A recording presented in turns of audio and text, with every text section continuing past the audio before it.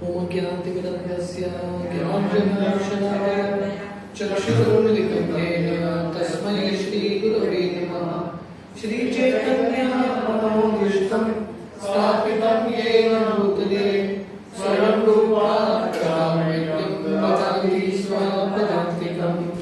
वन्देऽहं श्रीगुरो श्रीयुतापदकमलं श्रीगुरो वैष्णवांश्च श्रीरूपं साग्रजातां सहगणरघुनाथान्वितं तं सजीवं साद्वैतं सावधूतं परिजनसहितं कृष्णचैतन्यदेवं श्रीराधा कृष्णमाधवान् सहगणा ललिता श्रीविशाखान्वितंश्च नमो विष्णुपादाय कृष्णप्रेष्ठाय भूतले श्रीमते भक्तिवेदांत स्वामिनिति नामिने। नमस्ते सरस्वती देवे गौरवाणी विचारिणे निर्विशेष शून्यवादी पाश्चात्यदेशतारिणे। नमो ओम विष्णुपादाय कृष्णप्रेष्ठाय भूतले श्रीमते भक्तिसिद्धांत सरस्वती इति नामिने। श्रीवात्सवानवी देवी दयिताय कृपाब्धये कृष्ण संबंध विज्ञान दायिने प्रभवे नमः। माधुर्योज्वल प्रेमाढ्य श्रीरूपानुगभक्तिना श्रीगौरः करुणाशक्ति विग्रहाय नमोस्तुते। नमस्ते गौरवाणी श्रीमूर्तये दीनतारिणे रूपानुग विरुद्धाप सिद्धांत द्वंद्वहारिणे। नमो गौर किशोराय साक्षात् वैराग्य मूर्तये विप्रलंबार सांबोधे पदाम्बुजाय ते नमः। नमो भक्ति विनोदाय सच्चिदानंद नामिने गौर शक्ति स्वरूपाय रूपानुगमनाय ते। गौर आविर्भाव रूपेस्त्वं निर्देश सज्जन प्रिय वैष्णवा सर्वभौम श्री जगन्नाथाय ते नमः। पंचाकल्पतरुभ्यश्च कृपा सिन्धुभ्येव च पतितानां पावनेभ्यो वैष्णवेभ्यो नमो नमः। नमो महामदज्ञाय कृष्ण प्रेम प्रदायते कृष्णाय कृष्ण चैतन्य नामने गौरतिष्वे नमः। पंचतत्त्वात्मकं कृष्णं भक्तरूप स्वरूपकं भक्तावतारं भक्ताख्यं नमामि भक्तशतीकं। हे कृष्ण करुणा सिंधु दीनबन्धो जगन्पते गोपेश गोपिकाकान्त राधाकान्त नमोस्तुते। जयतां सुरतोर्भङ्गो मम मन्दमतिर्गति मत्सर्वस्व पदाम्भोजो राधा मदन मोहनो दिव्यानन्दाकन्यकल्पद्रुमदो श्रीमान् रत्नाकरासिंहासनस्थो श्रीमद् राधा शिलगोविन्ददेवो प्रेष्ठलभे सेव्यमानो स्मरामि। श्रीमान् रासरसारम्भी वंशीवटकटस्थता करशन्वेणुर्स्वनेर्गोपीर्गोपीनाथाय श्रीयस्तु नः। तप्तकाञ्चन गौराङ्गी राधे वृन्दावनेश्वरी वृषभानुसुते देवी प्रणमामि हरिप्रिये। जय श्री कृष्ण चैतन्य प्रभु नित्यानंद श्री अद्वैत श्रीवासादि गौर भक्तवृंद। हरे कृष्णा कृष्णा कृष्णा हरे हरे हरे राम राम राम हरे हरे। हरे कृष्णा। तो आप सबका बहुत बहुत स्वागत है हमारे Shrimad Bhagavatam first canto course में। तो आज हम श्रीमद् भागवतम का पहला स्कंद का 9वां अध्याय शुरू कर रहे हैं, जिसका इंग्लिश में शीर्षक है the passing away of Bhishmadev in the presence of lord Krishna. कैसे भगवान कृष्ण की उपस्थिति में भीष्मदेव अपना शरीर त्यागते हैं। तो हमने 8वें अध्याय में, जो हमने लास्ट वीक ही कंप्लीट किया था, हमने कुंती महारानी के प्रार्थनाएं देखे थे और अध्याय के अंत में देखा था कि जब भगवान कृष्ण वापस जा रहे थे द्वारका की ओर, उस समय युधिष्ठिर महाराज आते हैं और भगवान कृष्ण बोलते हैं अब थोड़ा समय और हस्तिनापुर में रुकिए। और क्योंकि इतने प्रेम से युधिष्ठिर महाराज निवेदन कर रहे थे, भगवान कृष्ण रुक जाते हैं। और हमने ये भी सुना था कि हालांकि भगवान कृष्ण, व्यासदेव, बहुत सारे लोग युधिष्ठिर को समझाने का प्रयास कर रहे हैं कि आपके वजह से ये युद्ध नहीं हुआ है, ये दुर्योधन की वजह से है, आप राजा बनिए, फिर भी युधिष्ठिर कन्विंस नहीं है। तो हमने देखा था वो जो लास्ट भाग था पिछले अध्याय का और ये अध्याय का शुरुआत, इसका कनेक्शन इस प्रकार है, भगवान कृष्ण युधिष्ठिर को कन्विंस नहीं कर पा रहे थे क्योंकि भगवान कृष्ण चाहते थे कि ये जो श्रेय है, ये जो क्रेडिट है, वो भीष्म देव को मिले। तो that is the connection between chapter 8 and chapter 9। तो ये 9वां अध्याय है, the passing away of Bhishmadev. Bhishmadev का तिरुवाह भगवान कृष्ण की उपस्थिति में। टेक्स्ट 1। सुत उवाच इति वीत प्रजाद्रोहा सर्वधर्म विवित्सया ततो विनाशनं प्रागात् यत्र देवव्रतोपतत्। यहाँ पे सुत गोस्वामी बताते हैं युधिष्ठिर महाराज, क्योंकि उन्होंने उनको लग रहा है कि मेरे वजह से इतने सारे लोगों का वध हुआ है, युधिष्ठिर को बहुत बुरा लग रहा था। तो युधिष्ठिर भीष्मदेव से मिलने के लिए रणभूमि के बिल्कुल बीच में जाते हैं। तो भीष्मदेव बिल्कुल रणभूमि के बीच में लेटे हुए थे बाण की शैया पे। तो प्रभुपाद तात्पर्य वर्णन करते हैं इन द 9th चैप्टर, ये 9वें अध्याय में भगवान कृष्ण की इच्छा अनुसार भीष्मदेव युधिष्ठिर को तत्व ज्ञान बता रहे हैं। Bhishmadev is instructing spiritual instructions to Yudhishthir. तो ये शब्द बहुत इंपॉर्टेंट है, by the will of lord Krishna. जब यहाँ पे ये अध्याय में भीष्मदेव अभी गुरु का कार्य करने वाले हैं, तो अगर किसी को गुरु बनना है या अगर कोई गुरु की सेवा करने के लिए योग्य है, इसका क्वालिफिकेशन क्या है? भगवान कृष्ण के आज्ञा अनुसार व्यक्ति को करना है।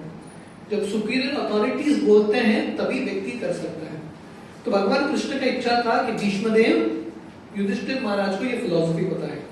तो ये अध्याय में प्रभुपाद बेसिकली ये रिपोर्ट में कि पूरे अध्याय में क्या हो रहा है या क्या होने वाला है समझाते हैं।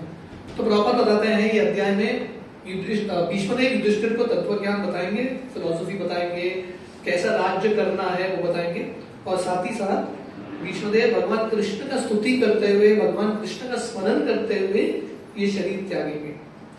तो प्रभुपाद ये अध्याय के बहुत सारे तात्पर्य वर्णन करते हैं।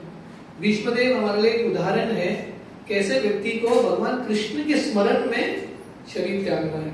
भगवान कृष्ण गीता के 8वें अध्याय में बताते हैं, अंतकाले च मामेव स्मरन् भूत्वा कलेवरम् यः प्रयाति स मद्भावम् याति नास्ति अत्र संशय। भगवान कृष्ण बताते हैं जो भी अंतिम समय में मेरा स्मरण करते हुए शरीर त्यागेगा, डेफिनेटली मेरी प्राप्ति करेगा। तो भीष्मदेव का ऐसा उच्च डेस्टिनेशन मिलता है क्योंकि वो भगवान कृष्ण के स्मरण करते हुए अपना शरीर त्यागते हैं। तो प्रभुपाद वर्णन करते हैं भीष्मदेव को इच्छा मरण का वर था या शक्ति था, क्योंकि उन्होंने अपने पिताजी का सेवा किया था शांतनु महाराज ने उनको इच्छा मरण दिया था। तो भीष्मदेव कृष्ण की उपस्थिति में, सब भक्तों की उपस्थिति में अपना शरीर त्यागते हैं।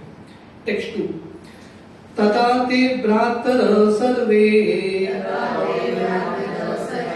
सदस्यैव स्वरन् भूषितै अन्वगच्छं रतेर्विप्रा व्यासदौम्यादयस्तथा। जब युधिष्ठिर भीष्मदेव से मिलने के लिए जा रहे हैं, उस समय युधिष्ठिर के पीछे पीछे उनके सब भाई, बाकी जो पांडव भाई हैं वो भी जाते हैं, व्यासदेव भी जाते हैं, धौम्य भी जाते हैं। धौम्य जो है उनके कुल पुरोहित है। तो यहाँ पे वर्णन है ये सब लोग जा रहे हैं कैसे, बहुत सुंदर आभूषण पहन के और बढ़िया रथ, सोने के रथ में बैठ के भीष्मदेव से मिलने के लिए जा रहे हैं। तो अभी कोई बोलेगा अरे भीष्मदेव तो अभी मरने वाले हैं, बाण के शैया में लेटे मरने वाले हैं, ऐसे व्यक्ति को जाने के लिए, मिलने के लिए कोई सज धज के थोड़ी ना जाएगा। सज धज के हर एक चीज के लिए ड्रेस होता है। अभी कोई व्यक्ति मरने वाला है, कोई सज धज के क्यों जाएगा? पर भगवान कृष्ण ने युधिष्ठिर को बोला था ऐसे ही जाना है, क्योंकि भीष्मदेव का इच्छा था वो हमेशा देख रहे थे कि युधिष्ठिर हमेशा इतने कष्ट में हैं, इतने पीड़ित हैं। मरते मरते भीष्मदेव के मन में ये भाव था, मैं युधिष्ठिर को राजा के रूप में देखना चाहता हूँ। तो भगवान कृष्ण युधिष्ठिर को बोलते हैं, हम सब सदगत के जाएंगे, राजा के वेश में जाएंगे। तो ये सब लोग युधिष्ठिर के पीछे उनके भाई व्यासदेव, धौम्य इत्यादि जाते हैं, और उसके साथ साथ भगवान कृष्ण भी जा रहे हैं युधिष्ठिर के पीछे। टेक्स्ट 3, भगवान अपि विप्रचे रतेन स धनंजयः सतेर्व्यरचतो नृप कुबेर इव गुह्यके। तो यहाँ पे सुत गोस्वामी शौनक आदि ऋषि को बता रहे हैं, भगवान कृष्ण, भगवान अपि विप्रचे, भगवान कृष्ण भी इन सबके पीछे जा रहे हैं। और भगवान कृष्ण अर्जुन के रथ में सवार थे, तो दोनों कृष्ण और अर्जुन जा रहे हैं। और ऐसा प्रतीत हो रहा था युधिष्ठिर कुबेर की तरह है, और कुबेर के पार्षदों को बोलते हैं गुह्यक या यक्षस। तो ऐसा लग रहा है कि कुबेर, यहाँ पे कुबेर का उदाहरण क्यों आया है, क्योंकि कुबेर जो है ट्रेजरर ऑफ डेमिगॉड्स, बहुत धनी है। तो युधिष्ठिर का ऐसा ऐश्वर्य था, पहले तो सोने से सज्जित, और सबसे बड़ा ऐश्वर्य युधिष्ठिर का, कृष्ण भगवान युधिष्ठिर के पीछे पीछे जा रहे हैं। अभी इमेजिन करो युधिष्ठिर का ऐश्वर्य क्या है, कृष्ण उनके पार्टी में है, और ऐसा नहीं कि कृष्ण लीड कर रहे हैं, कृष्ण युधिष्ठिर के पीछे हैं, युधिष्ठिर सामने जा रहे हैं। This is the opulence of Yudhishthir, ये युधिष्ठिर का ऐश्वर्य है। इंद्र बाकी देवताओं से भी ज्यादा प्रसिद्ध है युधिष्ठिर महाराज। किसी भी देवता को फैसिलिटी नहीं मिला कि कृष्ण उनके पीछे पीछे जाते हैं, कभी नहीं होता। देवता कृष्ण के पीछे जा रहे हैं, यहाँ पे कृष्ण भगवान युधिष्ठिर के पीछे जा रहे हैं।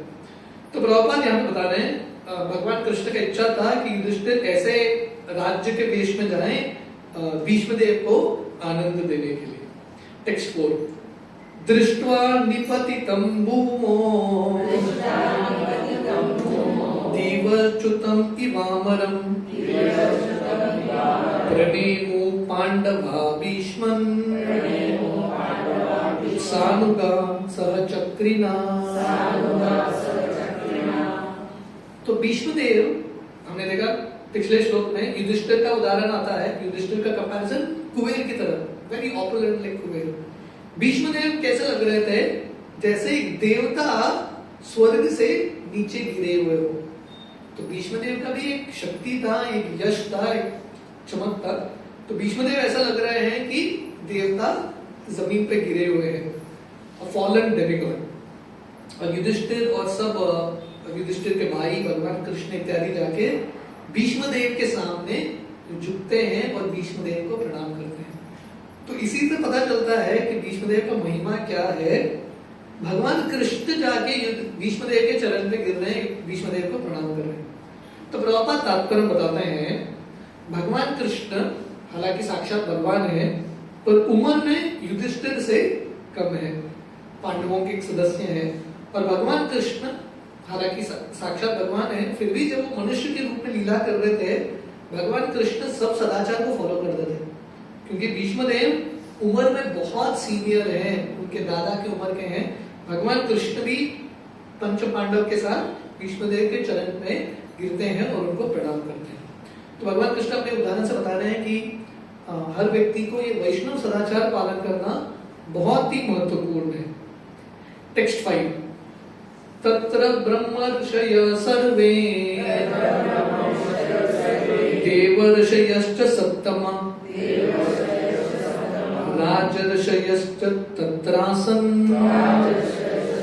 द्रष्टुं भरतपुंगवन्।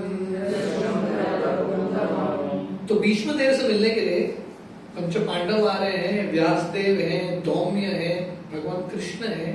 इतना ही नहीं, जितने भी ब्रह्म ऋषि थे पूरी दुनिया में, जितने भी देव ऋषि थे, जितने भी राज्य ऋषि थे, सब लोग वहां पे उपस्थित हो जाते हैं। Everyone comes there. मतलब भीष्मदेव का महिमा इतना है, भीष्मदेव भी शरीर त्यागने वाले हैं, इतना ऐतिहासिक पर्व ये, सब लोग वहां पे पहुंच जाते हैं भीष्मदेव को सम्मान करने के लिए। तो प्रभुपाद यहाँ पे बता रहे हैं, ये अलग अलग कैटेगरी के ऋषिज हैं। Brahma rishi, that means rishi among brahmanas, ब्राह्मणों में जो ऋषि हैं उनको ब्रह्म ऋषि बोलते हैं। देव ऋषि, जो देवताओं में ऋषि हैं वो देव ऋषि, और राज्य ऋषि मतलब राजाओं में जो ऋषि हैं वो राज्य ऋषि।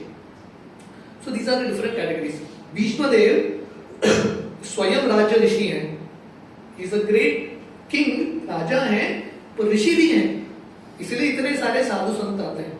तो प्रभुपाद यहाँ पे बता रहे हैं the rishis are those who have attained perfection in spiritual achievement. ऋषि का अर्थ है जिन्होंने आध्यात्मिक रूप से कुछ ना कुछ सिद्धि प्राप्त किया है। और प्रभुपाद बता रहे हैं ऐसे जो अचीवमेंट्स हैं साधु भी प्राप्त कर सकते हैं, सन्यासी भी प्राप्त कर सकते हैं, राजा भी प्राप्त कर सकते हैं।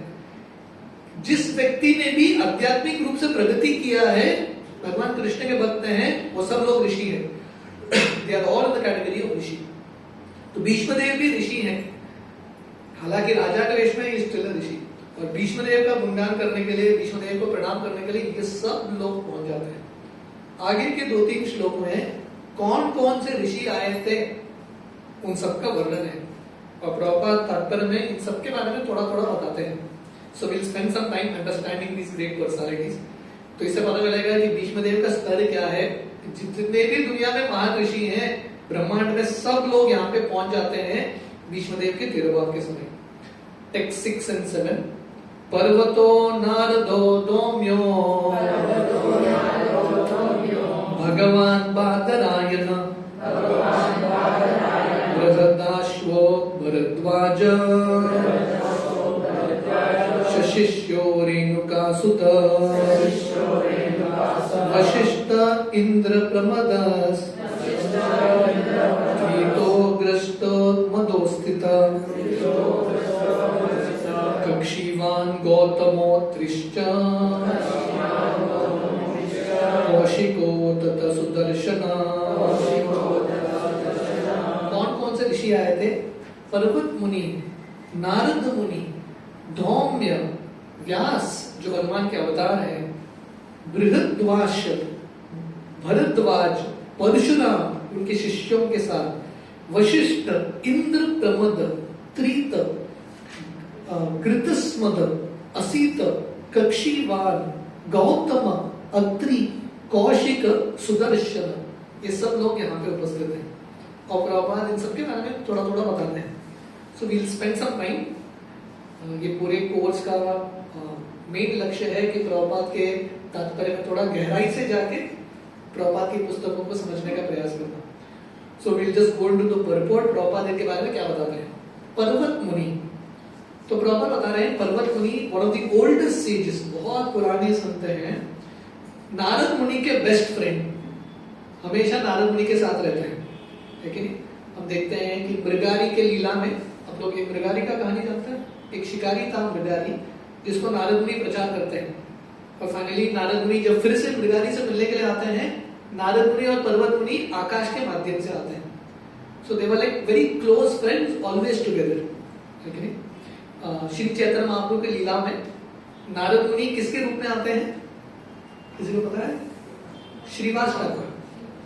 और पर्वत मुनि श्रीवास ठाकुर के भाई थे श्री राम पंडित, श्रीवास पंडित और श्री राम पंडित, श्री राम पंडित के रूप में आता है।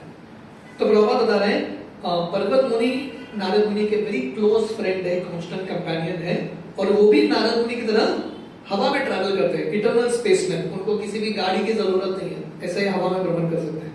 और पर्वत मुनि का भी गिनती देव ऋषि में होता है नारद मुनि की तरह। तो जब महाराज जन्मेजय, महाराज जन्मेजय कौन है? परीक्षित के पुत्र। तो हम सब जानते हैं परीक्षित का मृत्यु कैसा होता है? तक्षक, एक सांप डस के परीक्षित का मृत्यु होता है। तो परीक्षित के पुत्र जन्मेजय को बहुत गुस्सा आया, ये सर्प योनि जो है उन्होंने मेरे पिता का वध किया है। उन्होंने यज्ञ किया जिसमें उन्होंने सब सर्प को बुला लिया, सब सर्प जाके वो अग्नि में भस्म हो रहे थे प्रवेश करके। तो जब महाराज जन्मेजय ये यज्ञ कर रहे थे, उस समय नारद मुनि के साथ पर्वत मुनि भी उपस्थित थे। तो माना जाता है कि पर्वत मुनि और नारद मुनि गंधर्व भी हैं, मतलब दोनों का आवाज, कंठ, गंधर्वों का कंठ बहुत सुंदर होता है, दोनों बहुत सुंदर तरीके से गाते हैं। जब द्रौपदी का स्वयंवर हो रहा था उस समय नारद और पर्वत मुनि ने आसमान से द्रौपदी के स्वयंवर को देखा, उसका भी वर्णन है, राइट। तो जैसे नारद मुनि इंद्र के महल में या स्वर्ग में जाते थे अक्सर, तो पर्वत मुनि भी जाते थे। तो कभी कभी पर्वत मुनि कुबेर की सभा में भी जाते हैं देवताओं से मिलने के लिए और देवताओं को सुझाव देने के लिए। और प्रॉपर यहाँ बता रहे हैं, एक बार महाराज सृंजय की लड़की के साथ पर्वत मुनि और नारद मुनि का थोड़ा गड़बड़ हो गया। Something happened there, details proper बता नहीं रहे। This is about Parvat Muni later. The next is Narad Muni. तो प्रॉपर नारद मुनि के बारे में बहुत सुंदर बताते हैं। प्रॉपर बता रहे हैं नारद मुनि का जो कथा है प्रैक्टिकली हर पुराण में आता है। कौन सा भी कहानी भगवान के अवतार का कंप्लीट नहीं होता नारद मुनि के बिना। He is there in all the Puranas. Bhagavatam में भी उनका वर्णन है। और भागवतम के यही स्कंद में हमने पहले के अध्याय में, अध्याय 4, 5, 6 में हमने नारद मुनि की पिछले जिंदगी के बारे में देखा, जो नारद मुनि व्यासदेव को बताते हैं कि कैसे वो दासी के पुत्र थे और भगवान की भक्ति से उनको नारद का शरीर मिलता है। तो महाभारत में भी उनका वर्णन बहुत जगहों पे है। उनका भी गिनती देव ऋषि में होता है, देवताओं के श्रेष्ठ। तो माना जाता है कि ब्रह्मा जी के पहले पुत्रों में से एक है और उनसे एक परंपरा शुरू होती है। तो प्रॉपर बताएं, ब्रह्म संप्रदाय, उसमें से प्रमुख शिष्य ब्रह्मा जी के नारद मुनि होते हैं। और नारद मुनि ने बहुत सारे भक्तों को दीक्षा दिया या बहुत सारे लोगों के गुरु हुए। प्रहलाद महाराज, ध्रुव महाराज, इन सबके गुरु नारद मुनि, व्यासदेव के गुरु नारद मुनि। और प्रॉपर बता रहे हैं नारद मुनि से ये परंपरा चल रहा है। ब्रह्मा जी ये ज्ञान, भगवान कृष्ण ये ज्ञान ब्रह्मा जी को देते हैं। ब्रह्मा जी, नारद, व्यास, व्यासदेव, मध्वाचार्य, चैतन्य महाप्रभु गोस्वामी, इस तरह से ये परंपरा आता है। नारद मुनि का एक प्रमुख भाग है, वेरी वेरी इंपॉर्टेंट रोल। और जैसे मैंने बताया चैतन्य चरितामृत में, महाप्रभु की लीलाओं में, वही नारद मुनि श्रीवास ठाकुर या श्रीवास पंडित के रूप में आते हैं। तो भागवतम में वर्णन है जब प्रहलाद उनके माँ के गर्भ में थे, हिरण्यकशिपु की पत्नी, उनका नाम क्या था? कयादु। जब प्रहलाद कयादु के गर्भ में थे उस समय नारद मुनि प्रहलाद को शिक्षा देते हैं और गर्भ में ही प्रहलाद भगवान के महान भक्त बनते हैं। तो नारद मुनि ने युधिष्ठिर महाराज को भी बहुत सारी शिक्षाएं दी, आएगा आगे भागवतम के स्कंदों में। नारद मुनि ने भगवान कृष्ण के पिता वसुदेव को भी बहुत सारी शिक्षाएं दी। तो इस तरह से नारद मुनि के बारे में प्रॉपर संक्षेप बताते हैं। अगले ऋषि जो आए थे विश्वदेव से मिलने के लिए, उनका नाम था धौम्य। ये धौम्य कौन है? प्रॉपर बता रहे हैं यहाँ पे, ये बहुत महान संत हैं जिन्होंने बहुत कठोर तपस्या किया है उत्कोचक तीर्थ में। और धौम्य जो है पांडवों के ऑफिशियल कुल पुरोहित थे और उन्होंने पांडवों के जितने भी संस्कार विधि हैं वो सब उन्होंने किया है। तो बहुत सारे संस्कार होते हैं, मेन 12 संस्कार, तो ये सब धौम्य ऋषि ने किया है। द्रौपदी के साथ विवाह संस्कार भी धौम्य ऋषि ने किया है। जब पांडव वनवास जा रहे थे, धौम्य ऋषि उस समय भी उपस्थित थे। उन्होंने बहुत सारा इंपॉर्टेंट एडवाइस दिया, पांडवों को थोड़ा बहुत समझाया क्योंकि बहुत कंफ्यूज थे। धौम्य ऋषि एक काउंसलर के रूप में उन्होंने कार्य किया। और स्पेशली वो 1 साल 13 साल का वनवास था और 1 साल अज्ञातवास में भी बहुत मदद किया।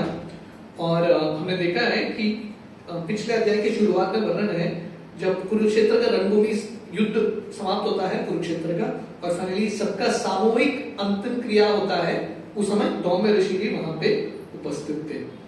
उन्होंने युधिष्ठिर महाराज को गृहस्थ जिंदगी के बारे में, धर्म के मार्ग पे चलने के लिए बहुत सारे उपदेश दिए। तो प्रभुपाद एक बहुत इंपॉर्टेंट चीज बताते हैं। तो पहले जमाने में जो गुरु होते थे और पुरोहित होते थे, फैमिली प्रीस्ट, दोनों का कार्य एक ही था। बेसिकली दोनों ब्राह्मण हैं, उन सबका कार्य एक ही है, व्यक्ति को थोड़ा बहुत समझाना और थोड़ा बहुत मार्गदर्शन देना कैसे व्यक्ति कृष्ण की ओर, भगवान की ओर आगे बढ़ सके, धार्मिक कार्यों के माध्यम से, अलग अलग संस्कार के माध्यम से। So this is what Prabhupada explains about Dhaumya. The next Rishi was Vyasdev. Vyasdev भी वहां पे उपस्थित थे। व्यासदेव का और एक नाम है बादरायण।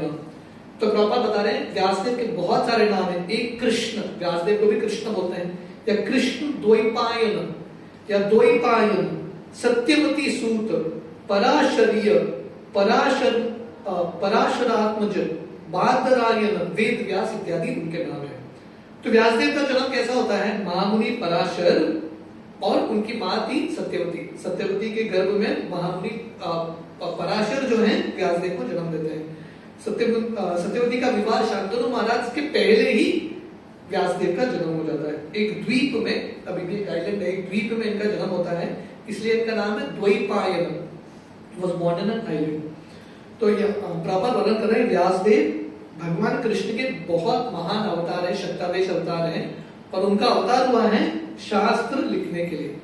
तो प्रॉपर बता रहे हैं जब भी पुराणों का उच्चारण होता है, भागवत पुराण हो या कोई भी पुराण हो, पुराण के उच्चारण के पहले व्यासदेव को भक्त जो है प्रणाम करते हैं, व्यासदेव का आशीर्वाद लेते हैं। व्यासदेव के लड़के हुए हैं शुभदेव गोस्वामी और उनके शिष्य वैशंपायन इत्यादि बहुत सारे उनके शिष्य थे। और व्यासदेव का मेन कंट्रीब्यूशन, हर एक भगवान का अवतार का एक लीला या मेन कार्य होता है।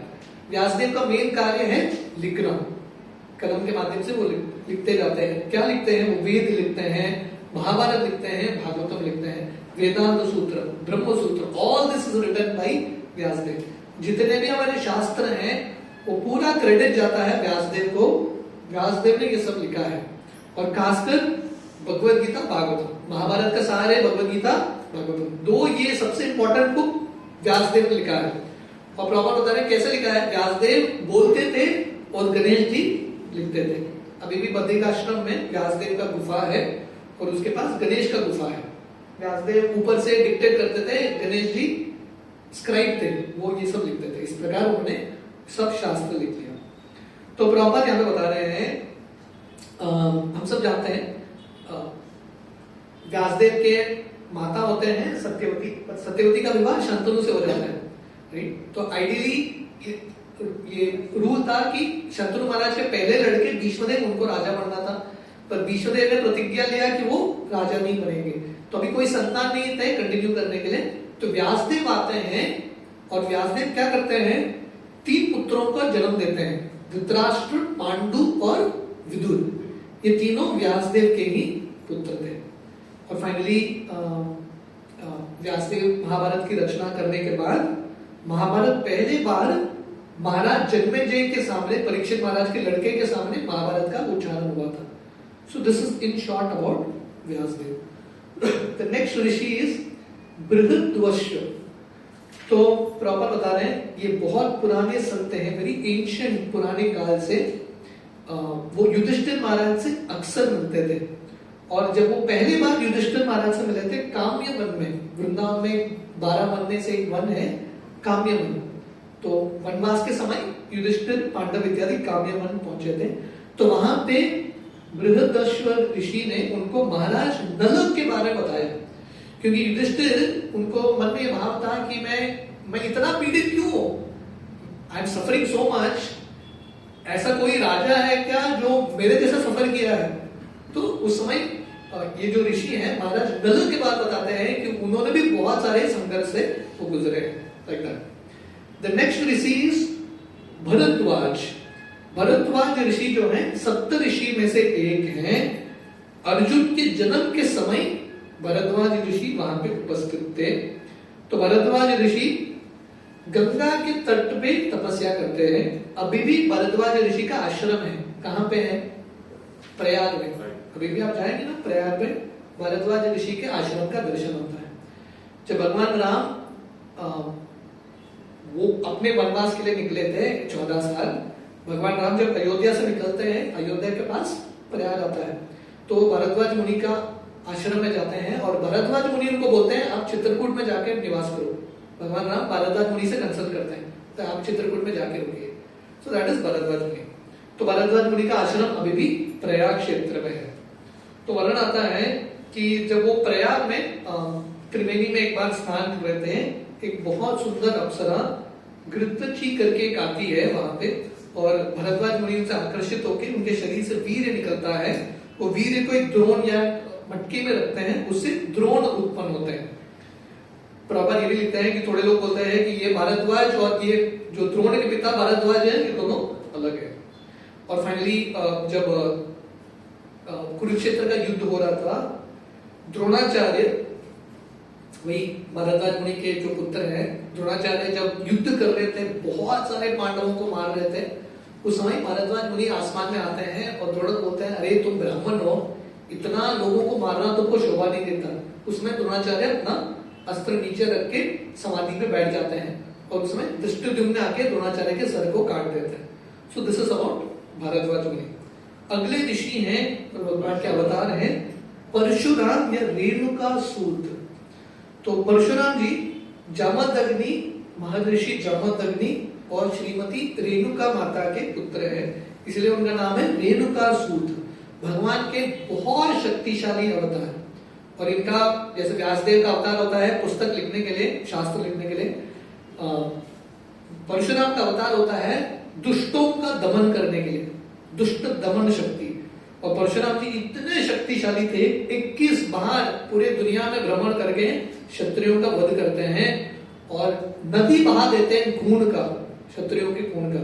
और इस तरह से उनके जो पूर्वज हैं उनको प्रसन्न करते हैं। और ये पूरा होने के बाद परशुराम जी तपस्या करने लगते हैं महेंद्र पर्वत पे। महेंद्र पर्वत अभी भी यही भाग में है। और उन्होंने सब क्षत्रियों का वध कर दिया था, सब राज्य उनके पास आ गया। तो परशुराम जी ये पूरा राज्य जो है कश्यप मुनि को, कश्यप मुनि नहीं, कश्यप मुनि को दे देते हैं। तो वर्णन आता है परशुराम जी उन्होंने द्रोणाचार्य को युद्ध सिखाया था, यह धनुर्विद्या द्रोणाचार्य को परशुराम जी ने सिखाया था। जब महाराज युधिष्ठिर का कॉरोनेशन या पट्टाभिषेक हो रहा था राजा के रूप में, उस समय परशुराम भी वहां पे उपस्थित थे। तो परशुराम जी इतने बुजुर्ग हैं या इतने पुराने हैं, वो भगवान कृष्ण से भी मिले हैं, भगवान राम से भी मिले हैं। तो हम सब जानते हैं ना, जब भगवान राम सीता के साथ विवाह करके आते हैं मिथिला से अयोध्या की ओर, तो परशुराम जी आते हैं। अभी जिस बार हम नेपाल यात्रा में गए थे, वो स्थान अभी भी है जहाँ पे परशुराम और राम का मुलाकात होता है। वहां पे कभी तालाब है। तो परशुराम जी राम को चुनौती देते हैं और भगवान राम परशुराम को परास्त कर देते हैं। तो प्रभुपाद लिखते हैं परशुराम फॉट विद राम, उन्होंने राम के साथ युद्ध किया, पर कृष्ण को उन्होंने स्वीकार कर दिया भगवान के रूप में। कृष्ण के साथ उन्होंने युद्ध नहीं किया। जब अर्जुन कृष्ण के साथ भ्रमण करते थे, परशुराम जी अर्जुन का बहुत गुणगान करते थे कि तुम बहुत भाग्यशाली हो। तो हम सब जानते हैं भीष्म देव अपने छोटे भाई के विवाह करने के लिए 3 कन्याओं को लेके आते हैं, अंबा, अंबिका, अंबालिका। ये दोनों तो विवाह कर लेते हैं उनके भाइयों से, पर अंबा तैयार नहीं होती। अंबा भीष्म को बोलती है मुझे आपसे ही विवाह करना है। भीष्म देव मानते नहीं है क्योंकि वो ब्रह्मचारी का व्रत लिया था उन्होंने। तो अंबा जाके परशुराम को कंप्लेन करती है। तो परशुराम जी भीष्म देव को बोलते हैं शादी करो नहीं तो मेरे से युद्ध करो।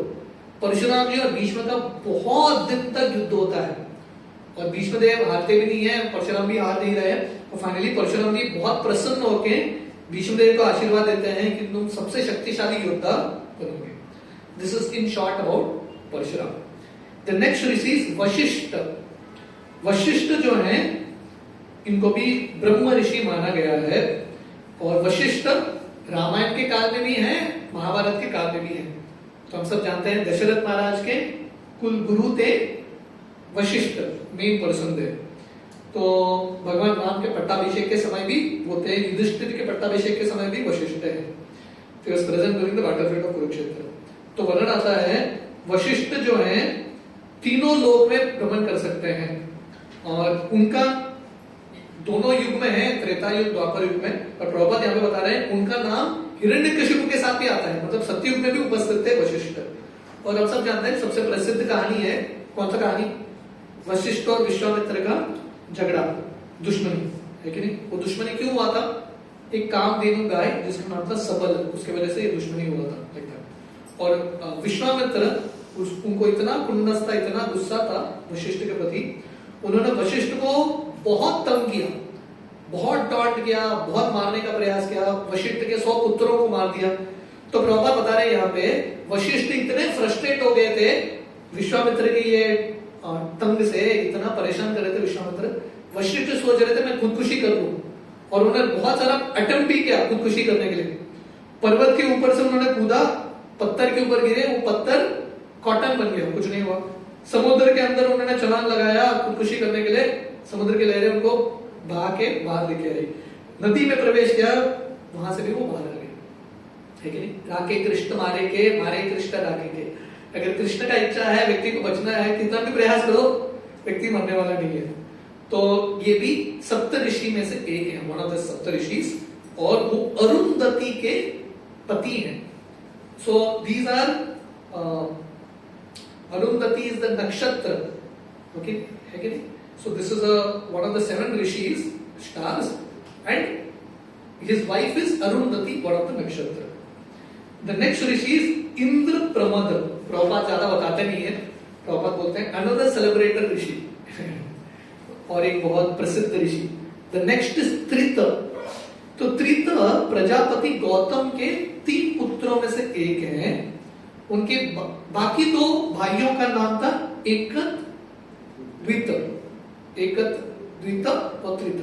अच्छा नाम है ना, 1 2 3, सिंपल नहीं, एकत, द्वित, त्रित, राइट। और ये तीनों भाई जो हैं धर्म का बहुत बढ़िया से पालन करते थे, उन्होंने बहुत सारा तपस्या किया। तो वर्णन आता है त्रित जो है ब्रह्मलोक चले जाते हैं प्रमोशन होके, उनके आध्यात्मिक बल से ही गोज टू ब्रह्मलोक।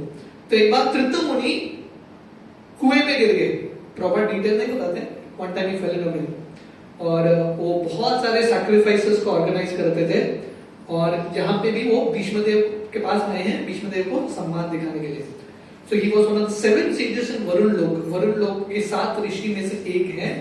और प्रभुपाद बहुत इंटरेस्टिंग चीज बताते हैं, ये त्रित जो है यूरोपियन कंट्री से आए हैं, ये फ्रॉम द यूरोपियन कंट्री, क्योंकि उस समय भारत जो था, पूरा दुनिया ही भारत था, everything was the land of Bharat. So he is from one of the European lands. Gritsamada, तो ये भी हेवनली किंगडम, स्वर्ग के एक ऋषि हैं, इंद्र के बहुत करीब के दोस्त। ये ब्राह्मण है, ब्रह्मचारी है, इंद्र गृहस्थ है, राजा है, फिर भी क्लोज फ्रेंड्स। तो कभी कभी ऐसा भी फ्रेंडशिप होता है कि हम चैतन्य चरितामृत में देखते हैं अद्वैत आचार्य के बहुत निकट के दोस्त थे नित्यानंद प्रभु, या नित्यानंद के बहुत करीब के दोस्त थे Haridas Thakur, no someone is a गृहस्थ, someone is a Brahmachari, but still very close friends। तो इंद्र के बहुत करीब के दोस्त थे घृतस्मद ऋषि। तो जब महाराज युधिष्ठिर को भी वो बहुत बार मिलने के लिए आते थे उनके महल में, और यहाँ पे आए हैं भीष्मदेव के पास उनको सम्मान देने के लिए। तो वर्णन आता है एक बार उन्होंने महाराज युधिष्ठिर के सामने शिव जी का गुणगान किया था। घृतस्मद ऋषि वीतव्य ऋषि के पुत्र हैं और वो बिल्कुल इंद्र जैसे दिखते हैं। He looks like Indra. बहुत बार जो असुर थे वो इनको देख के उनको लगता था यही इंद्र है, कभी इनको पकड़ के लेके जाते थे और इंद्र बच जाते थे, लाइक दैट। और ऋग्वेद में बहुत बड़े स्कॉलर थे, बहुत अखंड ब्रह्मचारी एंड वेरी वेरी पावरफुल। अगले ऋषि हैं असित। Asita, Asita is Asita Devala rishi, basically Devala rishi Asita rishi. तो उन्होंने पूरे महाभारत अपने पिताजी को उन्होंने अपना पूरा महाभारत सुनाया, और द होल महाभारत मतलब 15 लाख वर्सेस, 15 लाख वर्सेस ना, 15 लाख वर्सेस एंड जब वो महाराज जन्मेजय वो सर्प का यज्ञ कर रहे थे उस समय वो उपस्थित थे, एंड युधिष्ठिर के पट्टाभिषेक के समय बाकी संतों के साथ वहां पे उपस्थित थे। युधिष्ठिर महाराज को उन्होंने अंजना पर्वत में बहुत सारा उपदेश दिए, शिव जी के भक्त थे।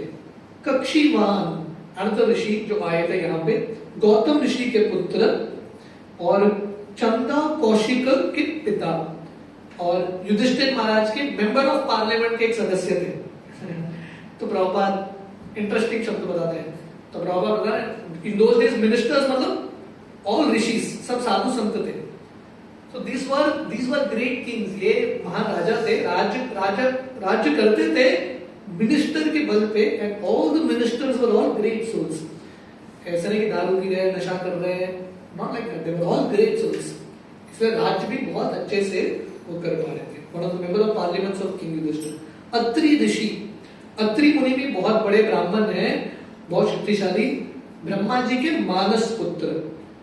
तो प्रॉपर होता है ब्रह्मा जी इतने शक्तिशाली हैं, सिर्फ सोचने से वो पुत्रों को जन्म दे सकते हैं, मानस पुत्र। ब्रह्मा जी के 7 मानस पुत्र में से एक हैं, वन ऑफ द 7 सप्तऋषि। तो उनके परिवार में भगवान कृष्ण के महान भक्त थे प्रचेतास, वो भी जन्म लेते हैं। अत्रि मुनि उनके 2 क्षत्रिय पुत्र थे जो आगे जाके राजा बनते हैं। उनमें से किंग अर्थ एक राजा थे, उनका नाम था राजा अर्थम, जो अत्रि मुनि के पुत्र हैं। He is counted as one of the 21 Prajapatis, वो 21 प्रजापति में से एक माने जाते हैं। अत्रि मुनि के पत्नी का नाम था अनुसूया और उनसे दत्तात्रेय, सोम और दुर्वासा, ये तीनों पुत्र जन्म लेते हैं। Durvasa is the son of Atri और उन्होंने महाराज परीक्षित को भी बहुत मदद किया था। The next rishi is Kaushik. Kaushik ऋषि जो है, he is also the permanent rishi member of the parliament of Yudhishthira. Yudhishthira Maharaj के राज्य में एक परमानेंट मिनिस्टर हैं। वो बहुत अक्सर उन्होंने भगवान कृष्ण से उनके साथ मुलाकात हुआ था। Sudarshan, so this Sudarshan refers to Sudarshan चक्र। सुदर्शन चक्र इज आल्सो पर्सनालिटी। सो सुदर्शन भी आए थे यहाँ पे कृष्ण भगवान के साथ भीष्मदेव को सम्मान देने के लिए। तो प्रभुपाद सुदर्शन के बारे में बताते हैं, सुदर्शन भगवान कृष्ण का पर्सनल अस्त्र है और ब्रह्मास्त्र से भी बहुत शक्तिशाली। जब शिव जी के साथ युद्ध होता है भगवान कृष्ण का, सुदर्शन जो है शिव जी के पशुपात अस्त्र को भी हरा देता है। तो प्रभुपाद बता रहे हैं, कहीं पे वर्णन है कि अग्निदेव ने कृष्ण भगवान को सुदर्शन बेग में दिया था, पर ये सिर्फ कहानी है। सुदर्शन हमेशा कृष्ण का नित्य अस्त्र है। एक कहानी के माध्यम से अग्निदेव भेंट देते हैं। जैसे रुक्मिणी माता को उनके पिताजी राजा रुक्मा ने कृष्ण को सौंपा था और रुक्मिणी और कृष्ण नित्य रूप से पति पत्नी है, इटर्नली। एक कहानी के माध्यम से उनका मुलाकात होता है। वैसे सुदर्शन हमेशा कृष्ण भगवान के साथ है, पर एक कहानी के माध्यम से अग्निदेव जो है कृष्ण भगवान को सुदर्शन देते हैं। और सुदर्शन के महिमा के बारे में शास्त्रों में बहुत जगह पे है। शिशुपाल का वध भगवान कृष्ण सुदर्शन से करते हैं, शाल्व का वध इत्यादि। ठीक है। टेक्स्ट 8, अन्ये च मुनयो ब्रह्मन् ब्रह्माराधयो मला शिष्येरुपेत आजग्मु कश्यपांग अरिषादय। और जो साधु संत आते हैं उनमें से थे सुखदेव गोस्वामी, कश्यप मुनि, अंगरीश एंड अदर्स, और बाकी साधु संत अपने शिष्यों के साथ। तो प्रभुपाद इन 3 ऋषियों के बारे में यहाँ लिखते हैं। सुखदेव गोस्वामी, जिनका नाम था ब्रह्मरात। तो सुखदेव गोस्वामी व्यासदेव के पुत्र है, व्यासदेव के शिष्य भी है, पुत्र और शिष्य दोनों। व्यासदेव ने सुखदेव गोस्वामी को महाभारत सिखाया, श्रीमद् भागवतम सिखाया। और सुखदेव गोस्वामी ने महाभारत के 14 लाख श्लोकों को गंधर्व, यक्ष, राक्षसों के सभा में उन्होंने सिखाया। और परीक्षित महाराज के सामने उन्होंने भागवतम सुनाया पहली बार। तो प्रभा बता रहे हैं, उन्होंने सब शास्त्र, वैदिक शास्त्र अपने पिता से बहुत बढ़िया रूप से उन्होंने सीखा था। तो वर्णन आता है सभा पर्व में महाभारत के, जब युधिष्ठिर का पट्टाभिषेक हुआ था उस समय भी सुखदेव गोस्वामी थे, और जब परीक्षित महाराज अपना प्राण त्याग रहे थे उस समय भी सुखदेव गोस्वामी वहां पे उपस्थित थे। और प्रभा बता रहे व्यासदेव के डिसाइपल के रूप में उन्होंने अपने पिताजी से बहुत सारे प्रश्न किए। धर्म के बारे में उन्होंने सीखा, आध्यात्मिक अलग अलग जो वैल्यूज हैं, गुणों के बारे में उन्होंने सीखा। उन्होंने कर्म के बारे में सीखा, ज्ञान के बारे में, ज्ञान योग जो है वो भी उन्होंने प्राप्त किया। अलग अलग वर्ण आश्रम के ब्यूटीज क्या है उन्होंने सीखा। भगवान कृष्ण का स्वरूप या भगवान कृष्ण का पोजीशन क्या है, भगवान कृष्ण का स्तर क्या है उन्होंने सीखा। कैसे भगवान कृष्ण को सामने देखना है, कौन से मार्ग अपनाना है वो भी उन्होंने समझा। भौतिक प्रकृति, आध्यात्मिक आत्मा, इस संसार के वृक्ष के बारे में, इच्छाओं के बारे में, मन के अलग अलग स्थिति के बारे में, he learned all these things। ये सब उन्होंने उनसे सीखा। तो वर्णन आता है अपने पिताजी और नारद मुनि की आज्ञा से एक बार वो सूर्य लोक में प्रवेश करते हैं। he enters into the sun planet। और शांति पर्व में उनके ये जो यात्रा है सूर्य लोक की ओर, उसमें उसका वर्णन आता है शांति पर्व महाभारत के। सुखदेव गोस्वामी के अलग अलग नाम है, Aruneya, Aruni Suta, Vaiyasaki, Vyasa Atmaja. The next rishi is Kashyap. Kashyap भी प्रजापति में से एक है, one of the Prajapatis. Marichi के पुत्र है and one of the son in laws of Prajapati Daksha. Daksha के एक दामाद है. तो कश्यप, इनसे बहुत सारे लोग आते हैं. गरुड़ जी के भी पिता कश्यप है. He is the father of Garuda also. तो उन्होंने प्रजापति दक्ष के 13 लड़कियों के साथ विवाह किया था. दक्ष के सब लड़कियां हुए, इन सबका विवाह 13 लड़कियों का शादी कश्यप के साथ होता है.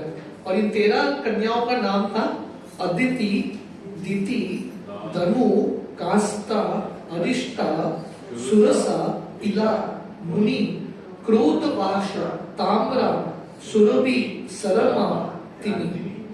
अदिति से आदित्य या देवता सब आते हैं. दिति से दैत्य, all the demons come from Diti.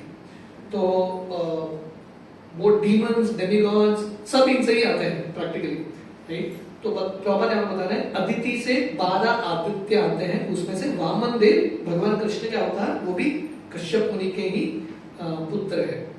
तो कश्यप मुनि, जब अर्जुन का जन्म होता है, कश्यप मुनि वहां पे उपस्थित थे. और हमने सुना था कि परशुराम जी जब 21 बार क्षत्रियों का वध करते हैं, पूरा धरती प्राप्त करके वो कश्यप मुनि को दान में देते हैं. कश्यप मुनि का और एक नाम था अरिष्ट नेमी, और वो ब्रह्मांड के उत्तर भाग में रहते हैं. द नेक्स्ट ऋषि जो भीष्मदेव से मिलने के लिए आए थे, उनका नाम है अंगिराश महाराज. महर्षि अंगिरा, जिनका और एक नाम है बृहस्पति. Angira is also Brihaspati. देवताओं के पुरोहित है, प्रीस्ट या देवताओं के गुरु हैं. तो माना जाता है कि Dronacharya is one of his partial incarnations, एक कला के अवतार है. तो जैसे दानवों के गुरु होते हैं शुक्राचार्य, देवताओं के गुरु हैं बृहस्पति. तो उनके लड़के का नाम था कचर. और कचर जो है भारद्वाज मुनि को अग्नि अस्त्र देते हैं. तो उन्होंने उनकी पत्नी चंद्रामासी, अंगिरा ऋषि भी सप्तऋषि में से एक है. उनकी जो पत्नी है, एक नक्षत्र है probably one of the stars, उनसे 6 पुत्र जन्म लेते हैं. तो बृहस्पति भी तीनों लोक पे भ्रमण करते हैं. बहुत बार इंद्रलोक, ब्रह्मलोक भी पहुंच जाते हैं. तो एक बार उन्होंने इंद्र को श्राप दिया था. इंद्र बृहस्पति को सम्मान नहीं देते, इंद्र को श्राप देते हैं. क्या श्राप देते हैं? कि सुअर बन जाओ. तो इंद्र सुअर बन जाता है कि नहीं. उसके बाद वर्णन आता है कि ब्रह्मा जी इंद्र के पास जाते हैं. इंद्र भी सुअर बन गया है. ब्रह्मा जी इंद्र के पास जाते हैं और बोलते हैं, अरे इंद्र का पदवी काली है, वापस आ जाओ. अभी इंद्र सुअर के रूप में बोलता है, नहीं, मैं यहाँ पे बहुत खुश हूँ, I am very very happy है. तो ब्रह्मा बोलते हैं, दिस इज इल्यूजरी एनर्जी, ये माया है. Even a hog does not wish to part with its earthly position in exchange for heavenly kingdom. तो ब्रह्मा बता रहा है, माया इतनी शक्तिशाली है, एक सुअर भी अपना जगह छोड़ने के लिए तैयार नहीं. उसको लगता है यही वैकुंठ है, छोड़ने के लिए तैयार नहीं होता. So this is what Prabhupada explains about Angira rishi या बृहस्पति. सो ऑल दिस, ये प्रॉपर ये इतना क्यों बता रहे हैं? ताकि हमको इनके बारे में थोड़ा पता भी चले. और साथ साथ यहाँ पे हम भीष्मदेव का महिमा देख रहे हैं. भीष्मदेव से मिलने के लिए हैं ये सब बड़े बड़े ऋषि, जिनका दर्शन प्राप्त करना भी असंभव है, ये सब लोग भीष्मदेव से मिलने के लिए आते हैं. कैन यू इमेजिन भीष्मदेव का क्या पोजीशन है? तो ये सेटिंग, ये सीन बहुत इंपॉर्टेंट है, क्योंकि इसके बाद जो अभी भीष्मदेव बताएंगे ना, भीष्मदेव के शब्दों पे हम बहुत ध्यान से फोकस कर सकते हैं और उस पे we can absorb the words of Bhishmadev properly. क्योंकि जब हम किसी के महिमा के बारे में समझते हैं ना, उसके शब्दों को हम वैल्यू करते हैं. तो ये पूरा भीष्मदेव के साक्षात्कार के पहले, भीष्मदेव के प्रार्थना के पहले भीष्मदेव के महिमा का वर्णन है कि भीष्मदेव से मिलने के लिए ब्रह्मांड में जितने भी बड़े बड़े साधु संत थे, वो सब अपना कार्य छोड़ देते हैं भीष्मदेव का संग लेने के लिए, खासकर उनके तिरुभाव के समय. टेक्स्ट 9. तान समेतान महाभागा उपलभ्य वसुत्तमा पूजयामास धर्मज्ञो देश काल विभागवित्. भीष्मदेव जो अष्टवसु में से सबसे श्रेष्ठ हैं। तो भीष्मदेव अभी क्या है, ये सब बड़े बड़े साधु संत आए हैं दुनिया में, जितने भी बड़े साधु संत हो सकते हैं, बहुत प्रगतिशील लिबरेटेड सोल्स, ये सब लोग आए हैं। कृष्ण भगवान आए हैं। भीष्मदेव का फर्ज बनता है सबका स्वागत करना, पर भीष्मदेव स्वागत कैसे करेंगे? बाग के शैया पे लेटे हैं, he can't get up, स्वागत कैसे करेंगे? पर यहाँ पे वर्णन है भीष्मदेव बहुत बुद्धिमान है, बहुत एक्सपर्ट है, तो उनको पता है लोगों का स्वागत कैसा करना है। पूजयामास धर्मज्ञो देश काल विभागवित्। धर्मज्ञ करते हैं जो धर्म जानते हैं, he knew the principles of धर्म। उनको पता है कि परिस्थिति के अनुसार, समय के अनुसार वो सिद्धांत को कैसे लागू करना है। तो प्रॉपर बता रहे हैं जो एक्सपर्ट रिलीजनिस्ट है, जो बहुत बुद्धिमान लोग हैं, जो आचार्य हैं, वो सिद्धांत को समझते हैं, प्रिंसिपल्स को समझते हैं, डिटेल्स को एडजस्ट करते हैं, सार समझते हुए स्पिरिट को समझना। हर एक नियम के एक स्पिरिट होता है, वो स्पिरिट को समझना बहुत इंपॉर्टेंट है। डिटेल्स एडजस्ट हो सकता है अगर आप सार को समझ गए तो ऐसे महान आचार्य प्रॉपर बता रहे हैं समय के साथ, देश काल विभाग, समय के साथ, परिस्थिति के साथ सिचुएशंस को एडजस्ट कर सकते हैं। That is the role of an acharya. जैसे श्रील प्रभुपाद एक ऐसा आचार्य थे जिन्होंने रूल्स को एडजस्ट किया। उन्होंने माताओं को बोला कि आप पुजारी बनो। कहीं पे भारत में देखते नहीं है कि मेन मंदिर में स्त्रियां जाके पूजा कर रहे हैं, पर प्रभुपाद ने वेस्टर्न कंट्रीज में खोल दिया, वेस्टर्न लोगों को दीक्षा देना। Prabhupada started all these principles. और भक्ति सिद्धांत सरस्वती भी बहुत एक्सपर्ट, प्रभुपाद के जो गुरु थे वो भी एक आचार्य थे। जब भक्ति सिद्धांत सरस्वती प्रचार करते थे, ब्रिटिश लोग, इंडिया में ब्रिटिश लोग, भक्ति सिद्धांत सरस्वती ब्रिटिश लोगों को, ब्रिटिश जो रूलर्स है उनको बुलाते थे मंदिर के उद्घाटन के लिए और बोलते थे जूता पहन के आओ, come with your slippers. He changed rules for the preaching movement. भक्ति सिद्धांत सरस्वती संन्यास कैसे लेते हैं? अपने गुरु महाराज की तस्वीर के सामने वो संन्यास लेते हैं। So these are all things that great acharyas can do. तो भीष्मदेव क्योंकि सार जानते हैं, बाण के शैया पे लेटते हुए वो सबका स्वागत करते हैं। तो बराबर बता रहे हैं ये अतिथि स्वागत बहुत इंपॉर्टेंट है। हो सके तो लोगों को भोजन देना अतिथि को गृहस्थ का कर्तव्य है, अगर नहीं तो एटलीस्ट पानी देना, आसन देना, कुछ भी नहीं तो एटलीस्ट प्रेम के शब्द बोलना। तो भीष्मदेव अभी पानी पिलाने के भाव में नहीं है, कर नहीं सकते, उनको आसन नहीं दे सकते, पर भीष्मदेव मुस्कुराते हैं और सबका स्वागत बहुत मीठे शब्दों के साथ करते हैं। तो ये अतिथि सेवा है। वर्णन आता है कि शत्रु भी आपके घर में आए तो if he comes as a guest, उसको भी सम्मान करना चाहिए। You should respect him for that, at least speak kind words to him. पानी तो डेफिनेटली देना चाहिए। So this was the greatness of Bhishmadev. Bhishmadev का महानता है कि ये परिस्थिति में भी, इतने कष्ट के परिस्थिति में, इतने पीड़ा के परिस्थिति में वो अपना सदाचार भूले नहीं। He still offering respect to everyone. कृष्णं च तत् प्रभावज्ञ आसीनं जगतीश्वरं हृदिस्थं पूजयामास मायोपात विग्रहम्। भगवान कृष्ण सबके हृदय में स्थित है। Krishna is there in everyone's heart. फिर भी वही भगवान कृष्ण जो सबके हृदय में है, भगवान कृष्ण भी सामने भी आए हैं, है कि नहीं? हमने कुंती महारानी के प्रार्थना में देखा था, कुंती महारानी भगवान कृष्ण से प्रार्थना करती है कि कृष्ण आप मेरे हृदय में भी हो, आप मेरे सामने भी हो। आप जब अश्वत्थामा ने ब्रह्मास्त्र छोड़ा था परीक्षित को मारने के लिए, आप उत्तरा के गर्भ में भी चले गए। तो भगवान कृष्ण एक साथ बहुत जगह पे उपस्थित हो सकते हैं। तो वही कृष्ण जो अभी भीष्मदेव के हृदय में है, भीष्मदेव के सामने भी आ रहे हैं। और भीष्मदेव भगवान कृष्ण के महिमा को जानते थे, इसलिए वो भगवान कृष्ण की आराधना करते हैं। तो ये सीक्वेंस बहुत इंपॉर्टेंट है। भगवान कृष्ण के साथ साथ ये सब साधु संत आए थे, पर पहले भीष्मदेव इन साधुओं का सम्मान करते हैं, उसके बाद कृष्ण भगवान का सम्मान करते हैं। First Vaishnavas then Krishna. जिसके प्रसाद भगवत प्रसाद हो, वैष्णवों की कृपा से भगवान कृष्ण की कृपा मिलती है।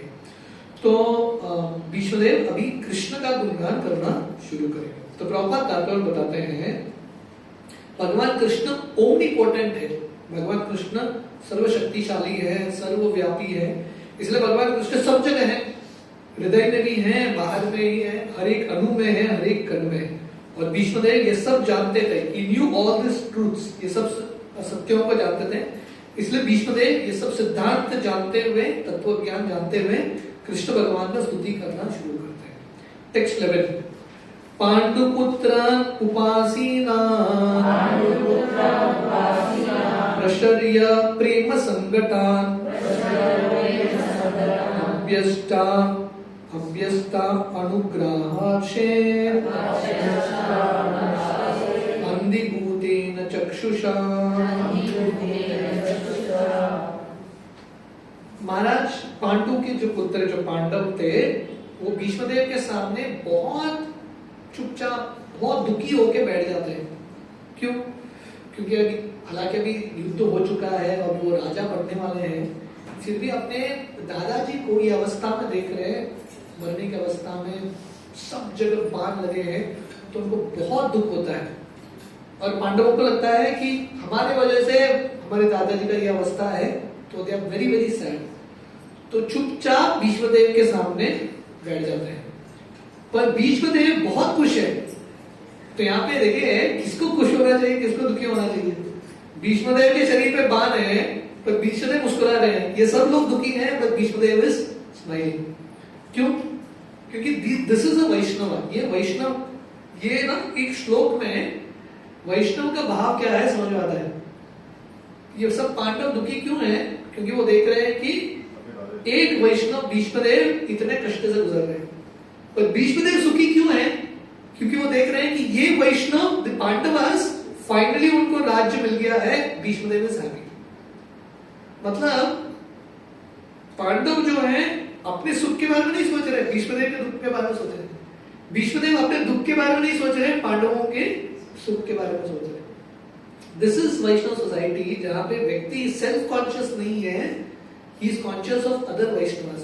वैष्णवों के बारे में वो चिंतन कर रहे हैं। तो ये सब पांडव इतने दुखी हैं, पर Bhishmadev he is so happy. और भीष्मदेव के आंखों में अश्रु है, दुख के अश्रु नहीं, सुख के अश्रु, आनंद के अश्रु। क्योंकि भीष्मदेव को फाइनली लग रहा है कि पांडवों को जस्टिस मिल गया है, अभी वो लोग राजा बन गए। तो प्रभुपाद तात्पर्य बताते हैं पांडवों के जो पिताजी थे पांडु, वो बचपन में ही, जब ये छोटे बच्चे थे तभी इनका देहांत हो जाता है। तो लिटरली बच्चों ने अपने पिता को देखा ही नहीं, है कि नहीं? पिता का रोल भीष्मदेव ने किया, हालांकि दादा थे, but he actually did the role of a father. तो भीष्मदेव ने इन पांडवों को इतना स्नेह दिया था, इतना प्रेम दिया था, ये सबका स्मरण भी पांडव कर रहे हैं।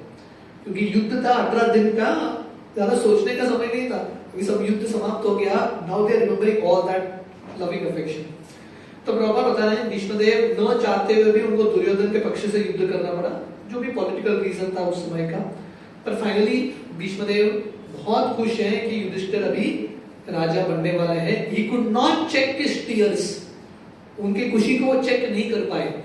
रणभूमि में वो हृदय से चाहते थे कि पांडव जीते हैं, पर किसी कारणवश वो अपना खुशी जो है, अपना जो प्रेम है, वो दिखा नहीं पाए। अभी वो सब चला गया, फॉर्मेलिटी चला गया है। Bhishmadev is so happy and Prabhupada is saying here he is such a satisfied man, he is now congratulating him. तो भीष्मदेव इनका गुणगान करते हैं और इनको एक फिलोसॉफिकल चीज बताते हैं।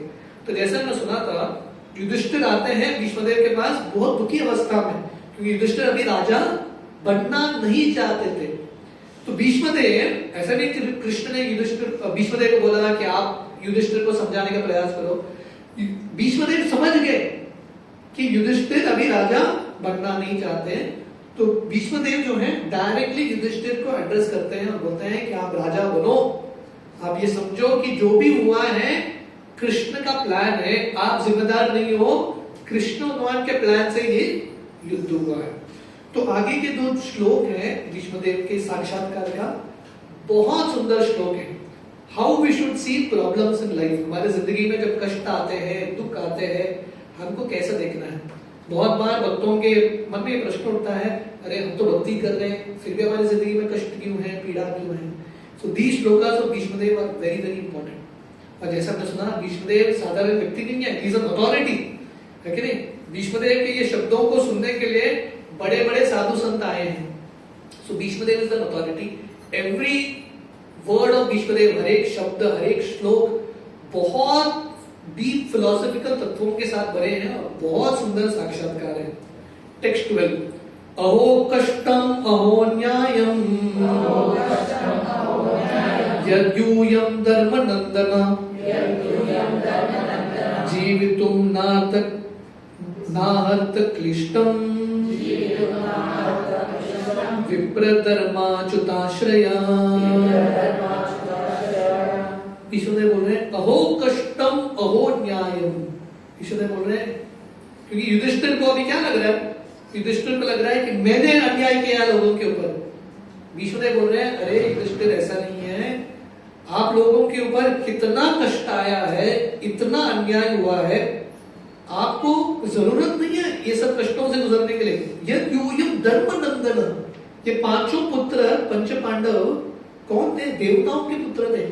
युधिष्ठिर धर्मराज यमराज के पुत्र है, धर्मराज के पुत्र हैं, तो इनको इतने कष्टों से गुजरने की क्या आवश्यकता है। तो भीष्मदेव बोल रहे हैं you have gone through so much suffering. Bhishmadev बोल रहे हैं आपका पहले से ही मृत्यु होना चाहिए था, आपके ऊपर इतना सारा चल चला, इतना सारा प्लान चला आपको मारने के लिए, बहुत पहले ही आपका वध होना चाहिए था, पर 3 कारण की वजह से आप बच गए हो। विप्र धर्मा अच्युताश्रय, क्योंकि आपने ब्राह्मणों का आश्रय लिया है, ब्राह्मणों का आशीर्वाद प्राप्त किया है, धर्म के मार्ग पे आप चले हो, और अच्युत मतलब कृष्ण, कृष्ण भगवान का आपने आश्रय लिया है, इसलिए आप बच गए हो। तो ब्राह्मण बता रहे हैं these 3 things are very important. You are protected by brahmanas, God and religion. तो ये 3 चीज बहुत महत्वपूर्ण है। This is the realization of Bhishmadev. हम सबके जिंदगी में, जैसे पांडवों के साथ अन्याय हो रहा है, हम सबके जिंदगी में बहुत कुछ होगा, but we have to take shelter of 3 things, Brahmin, वैष्णवों का आश्रय, धर्म का आश्रय, धर्म के मार्ग पे चलना है, और भगवान का आश्रय। इन तीनों का आश्रय हम लेंगे तो कुछ भी नहीं होगा। Ultimately we will be victorious. छोटा छोटा फेलियर होगा, but ultimate victory will be ours. तो प्रभुपाद तात्पर्य बताते हैं, युधिष्ठिर महाराज बहुत दुखी थे, इतने लोगों का वध हो चुका है कुरुक्षेत्र के रणभूमि के बाद। भीष्मदेव ये समझ रहे थे, Bhishmadev could understand, therefore he speaks about the sufferings of Yudhishthir. इसलिए वो युधिष्ठिर के कष्टों के बारे में बताते हैं कि ये युधिष्ठिर तुम्हारे साथ अन्याय हुआ है, और ये कुरुक्षेत्र का रणभूमि तुम्हारे अन्याय को जस्टिस दिलाने के लिए भगवान कृष्ण का इच्छा है। देयरफॉर आप पश्चाताप मत करो कि आपके वजह से ये हुआ है, ये आपके वजह से नहीं हुआ है, ये कृष्ण की इच्छा के साथ हुआ है, आप दुखी मत होना। तो प्रभुपाद यहां बता रहे, he particularly wanted to point out brahmanas, law and religious principles, कि आप सही मार्ग पे चल रहे हो क्योंकि आपको भगवान का आशीर्वाद है, वैष्णवों का आशीर्वाद है, और धर्म का भी आशीर्वाद है।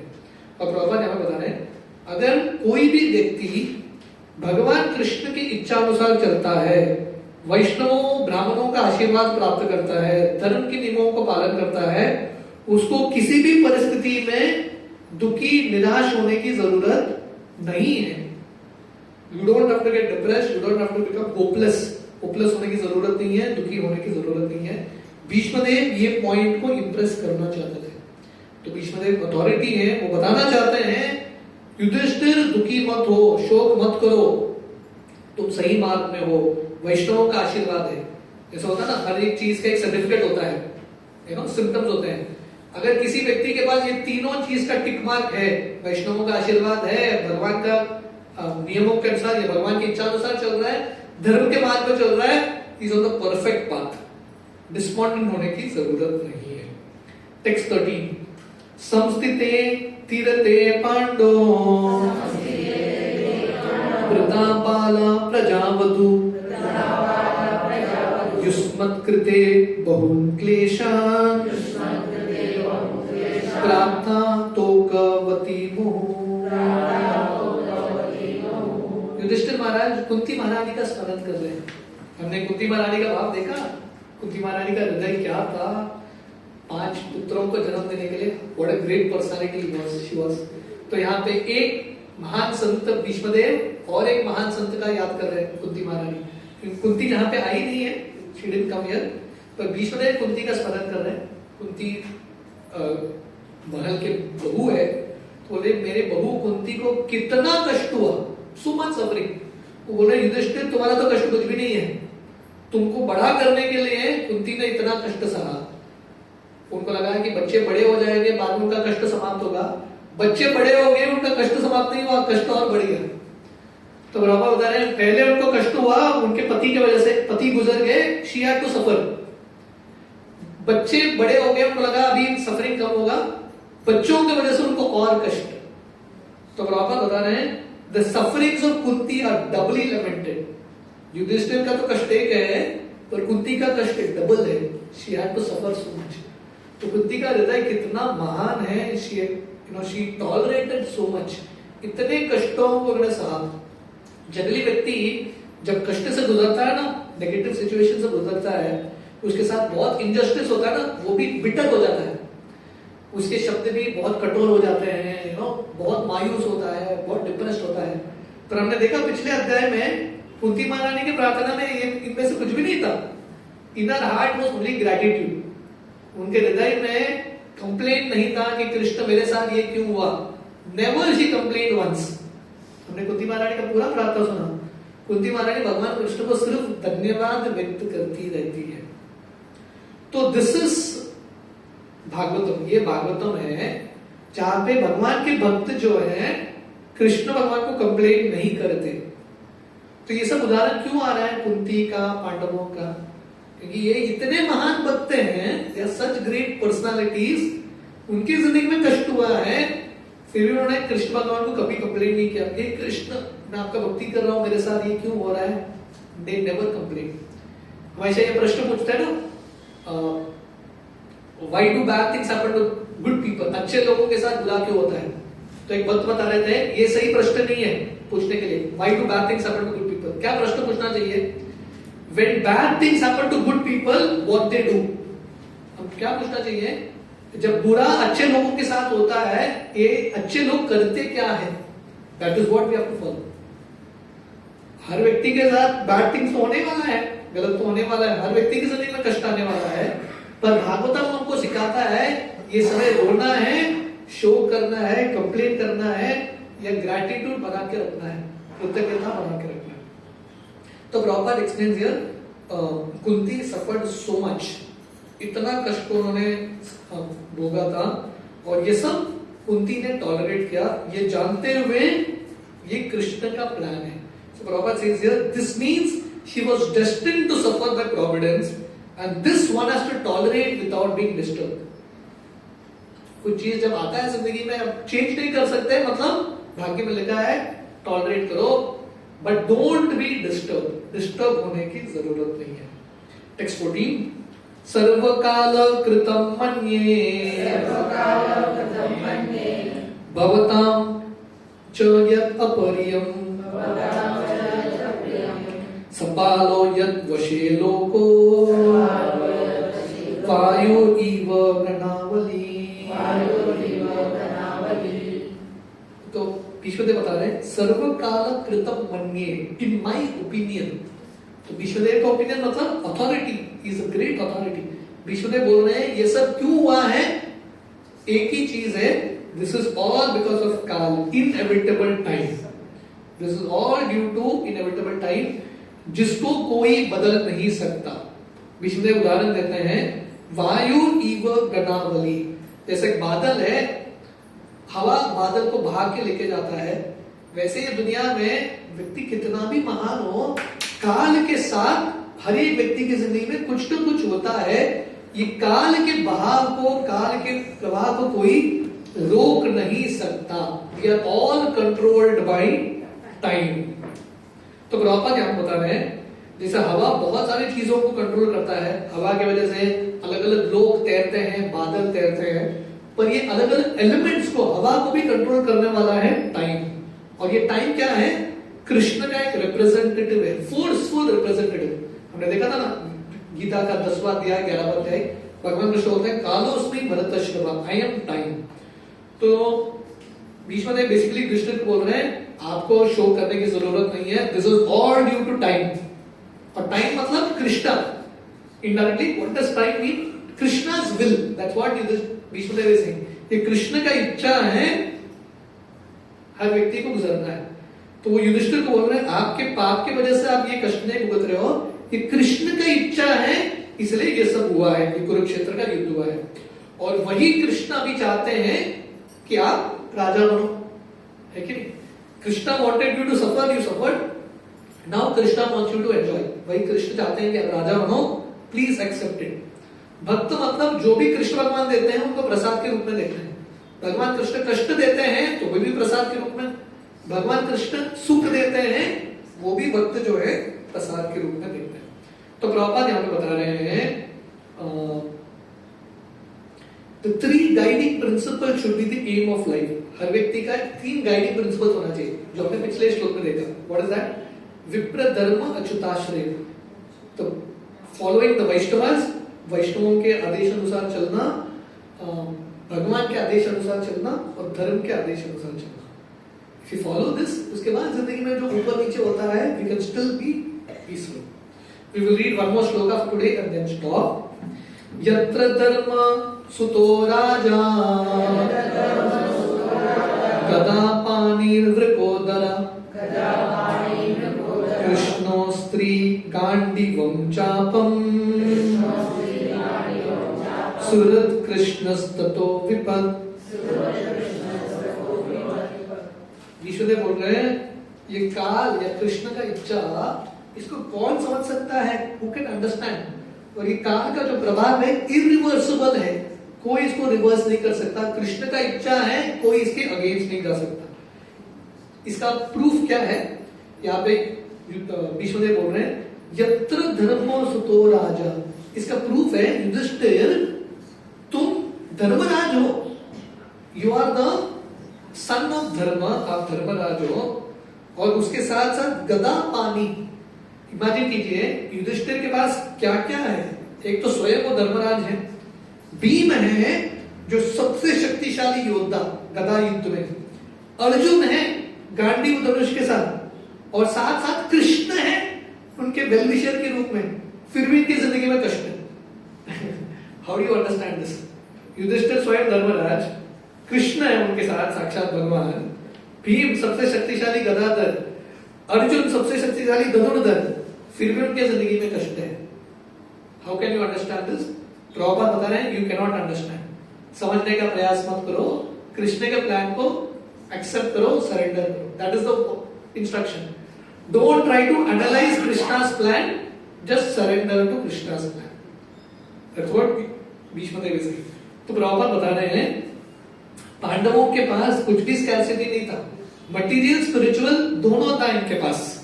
Materially Arjun Bhima the most powerful warriors, spiritually Dharmaraj Yudhishthir himself धर्म के पुत्र, कृष्ण भगवान धर्म के पिता या the father of religion, everything was there. Still they had to face reverses, उसके बाद भी बावजूद भी उनको कष्ट भुगतना पड़ा। इसका अर्थ क्या है? That means this is all due to the influence of time। और प्रभुपाद बता रहे काल is identical with Krishna and influence of time means the will of Krishna, Krishna का इच्छा। So जब आप कुछ चीज समझ नहीं पा रहे हो, सब कुछ आपके पास फिर भी कष्ट है, फिर भी रिवर्सेस हो रहा है, समझ लेना ये कृष्ण का इच्छा है। झगड़ा मत करो कृष्ण की इच्छा के साथ, सरेंडर हो जाओ, just surrender to Krishna's plan। We will read the next shloka also, which is connected to this, and then we will stop। Text 16. This is Bhishmadev's conclusion। Nahi yasya karhi chidrajan pumam veda viditsitam yad vijinasaya yukta muyyanti kavayopi। O king, no one can understand the plan of Lord Krishna। Krishna के कार्य को, कृष्ण के लीला को, कृष्ण के plan को कोई समझ नहीं सकता। Even great philosophers inquire exhaustively, they are bewildered. तो ये भीष्मदेव का कंक्लूजन है, कृष्ण के प्लान्स को कोई समझ नहीं सकता। तो प्रॉपर राइट्स हियर, युधिष्ठिर का जो ये बिविल्डरमेंट है, कंफ्यूजन है, उनके पाप, पहले के पाप की वजह से नहीं है। जंगली व्यक्ति जब कष्ट भुगतता है, लॉजिक क्या है, कुछ पाप किया होगा इसलिए कष्ट भुगत रहे। पर युधिष्ठिर ने कुछ पाप नहीं किया फिर भी कष्ट भुगत रहे। आप कैसे समझेंगे? नहीं समझ पाएंगे। You will not go to understand. Therefore just surrender to Krishna. तो प्रभुपाद यहां बता रहे हैं, Bhishmadev wants to impress that since time immemorial, अनंत काल से शिवजी ब्रह्मा जी भी भगवान के प्लान को समझ नहीं पाए। आप और मैं क्या समझने वाले हैं? What are we going to understand Krishna's plan? So what can we understand about it? It is useless also to inquire about it. Krishna का क्या प्लान है भक्तों के लिए पूछना भी बेकार, क्योंकि समझना तो बहुत मुश्किल। So the best policy is to simply abide by the orders of the Lord without argument. और बेस्ट पॉलिसी क्या है?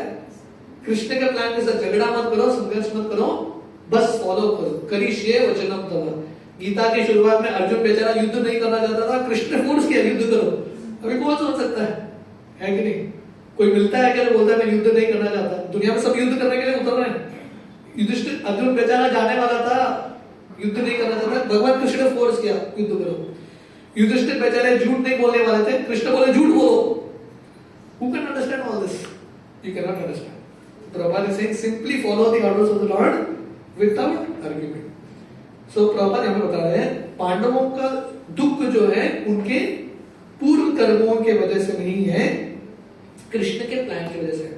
भगवान कृष्ण चाहते थे कि पांडव राजा बने, धर्म की स्थापना हो, तो एक परमानेंट कन्वीनियंस के लिए थोड़ा टेम्पररी इनकन्वीनियंस होता है कि बड़ा चीज हासिल करने के लिए कुछ चीज खोना पड़ता है, किसी न किसी को सैक्रिफाइस करना पड़ता है। तो भगवान कृष्ण का इच्छा था कि युधिष्ठिर राजा बने, उसके लिए थोड़ा तो हर व्यक्ति को खोना पड़ा। The Lord had to execute the plan of establishment of virtue, kingdom of virtue. Therefore, his own devotees suffered temporarily. That is the whole idea. तो भीष्मदेव क्या बताना चाहते हैं? भीष्मदेव का स्वयं का उदाहरण है कि नहीं? भीष्मदेव स्वयं इतने महान भक्त हैं, he is still such a great devotee, फिर भी उनको भाग के शैया में लेटना पड़ा। आप देखेंगे, you see all these examples here. Kunti हो, पांडव हो, सबके साथ अन्याय हुआ है कि नहीं? कुंती के साथ इतना अन्याय हुआ, she never complained. पांडवों के साथ इतना ही हुआ, उन्होंने कंप्लेन नहीं किया। परीक्षित बेचारा, वो या बेचारे, वो उनको प्यास लग रहा था, जंगल में गए, एक ऋषि का आश्रम था, उन्होंने पानी मांगा, ऋषि ने पानी नहीं दिया, इनको थोड़ा गुस्सा आ गया। इसकी वजह से ऋषि के पुत्र ने इनको श्राप दे दिया, 7 दिन में मृत्यु। पर परीक्षित ने कभी कंप्लेन नहीं किया, भगवान मेरे साथ अन्याय हुआ है। And here Bhishmadeva, like on a bed of arrows, no complaints, उन्होंने कंप्लेन नहीं किया। So this is the mood that Bhishmadev is teaching here. तो प्रभुपाद यहाँ बताना चाहते हैं, भीष्मदेव के माध्यम से भगवान कृष्ण सिखाना चाहते थे कि अगर कोई महान, मेरा भी महान भक्त हो, गलत पक्ष के साथ युद्ध करेगा, गलत पक्ष से, तो उसका भी वध होगा। और भीष्मदेव वो भी स्वीकार करने के लिए तैयार है, is ready to accept Krishna's will. So we will stop here. So basically Bhishmadev आगे युधिष्ठिर को कन्विंस करते हैं कि आप ज्यादा एनालाइज मत करो, कृष्ण के प्लान को स्वीकार करो और अभी आप राजा हो, प्लीज पिकअप द किंग। तो युधिष्ठिर को कन्विंस करने के बाद, थोड़ा और तत्व ज्ञान देने के बाद, भीष्मदेव अपना शरीर त्यागने के लिए तैयार होते हैं। He starts to glorify Krishna through wonderful prayers. So we will stop here. Probably we will continue this in next weekend. Kudarg. आप में से कितने लोग आ रहे हैं एक्चुअली? नहीं आ रहे तो we will try to do some recording and keep. किसी का कुछ प्रश्न है? राम विनोद को बुलाओ। किसी का कुछ प्रश्न है? Anyone has any questions? Yes, Rudy. First of all, thank you very much for giving a very simplified view. Gandharv, Yaksh, Prajapati, Vasu. Yaksh, we know, Gandharv we will understand. What is the difference between Vasus and Prajapati? Prajapati means progenitors, जो प्रजा बढ़ाते हैं। So जब सृष्टि का निर्माण होता है ब्रह्मा जी ही, when he is the secondary creator. Brahma ji's one role was to increase population, create different species.